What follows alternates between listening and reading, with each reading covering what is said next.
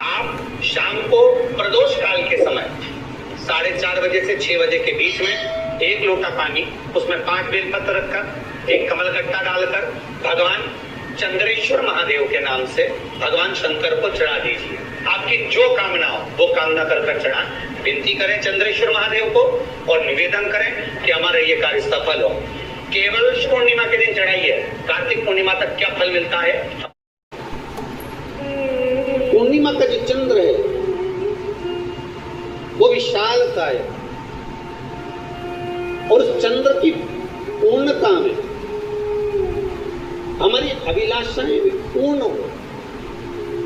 आप आस्था चैनल के माध्यम से जितने लोग कथा सुन रहे हैं, फेसबुक यूट्यूब पर जितने कथा सुन रहे हैं और कुबेरेश्वर धाम में जितने कथा सुन रहे हैं, आप में से कितने लोग हैं जो पूर्णिमा का व्रत करते हैं? जो माताएं करती हो जरा हाथ उठाइए। पूर्णिमा का व्रत जो करते हो ना आप लोग, रखिए। अब पूर्णिमा के व्रत में आपने कई बार किताब पढ़ी होगी पूर्णिमा की, या आपने व्रत किया होगा, या पूर्णिमा का व्रत आप धारण करे होगे, तो उसमें पूजन कौन से भगवान की हो? पूर्णिमा के व्रत में किस भगवान की पूजन होती है? तो कहा पूर्णिमा के व्रत में केले के खंभ लगाकर पूर्णिमा का जो ध्यापन होता है, पूर्णिमा की जो पूजन होती है, उस पूजन में शंकर और पार्वती की पूजन की जाए, शिव और नारायण की पूजन करी जाए, शंकर और पार्वती का स्मरण किया जाए। किसकी पूजन होती है? शिव पार्वती।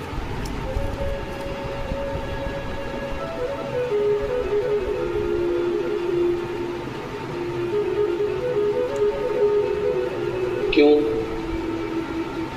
शंकर और पार्वती का पूजन क्यों करा जाता है पूर्णिमा के व्रत में? क्योंकि शिव और माता पार्वती ही केवल एक ऐसे हैं जिन्होंने अपूर्ण लक्ष्मी को भी पूर्ण बना दिया था। किसको पूर्ण बनाया? लक्ष्मी। पूर्णिमा के दिन अगर आप शंकर भगवान को 1 लोटा पानी अगर शिव को समर्पित कर रहे हो, श्वेत पुष्प को रखकर शंकर जी के ऊपर सफेद फूल को चढ़ाकर अगर 1 लोटा जल भी, एक पात्र जल भी शंकर को समर्पित कर रहे हो, तो ये लक्ष्मी के लिए ही तो कर रहे हो। और कौन सी लक्ष्मी? पूर्ण लक्ष्मी।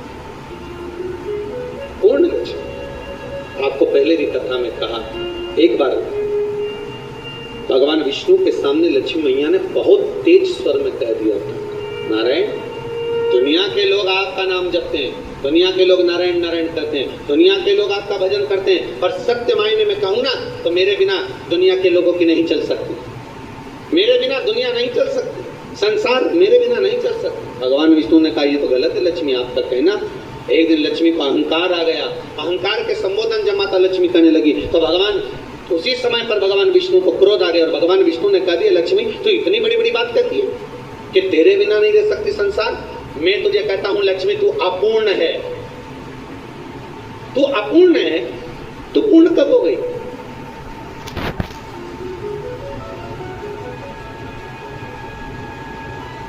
तेरी पूर्णता कहां है? लक्ष्मी की आंख से आंसू बहने लगे। आज आपने मुझे अपूर्ण कहा। आपको मालूम है आप मुझे अपूर्ण कर रहे हो? आपको ये ज्ञात हो रहा है आप मुझे अपूर्ण कर रहे हो? भगवान कहते हैं हाँ लक्ष्मी, मैंने तुझे अपूर्ण कहा। अपूर्णता का मतलब आप जानते हो ना? भगवान कहते हैं लक्ष्मी मैं सब जानता हूं। लक्ष्मी रोती हुई माता सरस्वती के पास पहुंच गई। सरस्वती ने पूछा क्या बात है लक्ष्मी, क्यों रो रही हो? लक्ष्मी जी ने कहा क्या बताऊं सखी, मेरे पति ने आज मुझे अपूर्ण कर दिया। तो क्यों रो रही है तू? अपूर्ण अगर कह दिया, पति ने ही तो कहा है ना, तो क्यों रोना? चल मेरे साथ। और सरस्वती मैया माता लक्ष्मी को लेकर सीधे पहुंच गई माता पार्वती के यहाँ। जब पहुंची माता पार्वती ने लक्ष्मी जी को देखा और सरस्वती को देखा तो पूछा कि बात क्या है, क्या हो गया ऐसा, क्या हुआ, क्या है ऐसा जो तुम दोनों आज मेरे पास में आए? क्या हुआ? पार्वती जी कुछ बोलती, शिव जी का ध्यान माता सरस्वती की ओर और लक्ष्मी की ओर गया और भगवान शंकर जान गए कि आज भगवान नारायण ने लक्ष्मी जी को अपूर्ण कहा है। अब देखिए माता पार्वती क्या कर सकती है, इसको पूर्ण बनाने के लिए करेगी क्या? क्या हुआ? माता सरस्वती जी बोली लक्ष्मी को अपूर्ण कर, अपूर्ण कर दिया। हाँ, तो क्या सोचना उसके लिए, इसको मैं अभी पूर्ण बना देती। माता जगत जननी पार्वती ने गोदी में विराजमान गणेश जी को उठाया और उठाकर लक्ष्मी जी की गोद में दे दिया। ले लक्ष्मी, आज से तू पूर्ण हो गई। लक्ष्मी, आज से तू पूर्ण। गोदी में जब तक संतान नहीं है तो नारी को लोग अपूर्ण समझते हैं।